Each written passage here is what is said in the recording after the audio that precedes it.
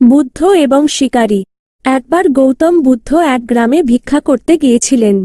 পথে তিনি এক শিকারীকে দেখলেন। শিকারী হাতে ধনুক বাণ নিয়ে বনে প্রবেশ করছিল। বুদ্ধ তাকে থামিয়ে জিজ্ঞেস করলেন, তুমি কোথায় যাচ্ছ? শিকারী উত্তর দিল, আমি বনে গিয়ে কোনো প্রাণী শিকার করব। বুদ্ধ হাসলেন এবং বললেন, তুমি কি জানো প্রাণীদেরও বাঁচার অধিকার আছে? শিকারী হেসে ফেলল এবং বলল, আমি শিকারী, আমার কাজই এটা। বুদ্ধ আরও বললেন, তুমি যেমন বাঁচতে চাও তেমনি প্রাণীরাও বাঁচতে চায়। তুমি কি তাদের জীবন নিয়ে খেলা করার অধিকার রাখো? শিকারী চুপ করে গেল। সে বুদ্ধের কথা ভাবতে লাগল। বুদ্ধ আরও বললেন, তুমি যদি সত্যিই শান্তি চাও তাহলে হিংসা ত্যাগ করো। অন্যকে কষ্ট দেওয়া বন্ধ করো।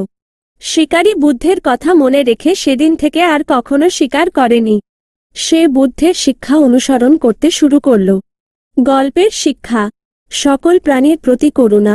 এই গল্পটি আমাদের শিখায় যে সকল প্রাণীর প্রতি করুণা করা উচিত। আমরা অন্যের জীবন নিয়ে খেলা করার অধিকার রাখি না। হিংসা ত্যাগ। হিংসা মানবতার শত্রু। হিংসা ত্যাগ করেই আমরা শান্তি অর্জন করতে পারি। বুদ্ধের শিক্ষার সার্বজনীনতা। বুদ্ধের শিক্ষা সকলের জন্য। এটি শুধু ধর্মীয় ব্যক্তিদের জন্য নয়, সকল মানুষের জন্য।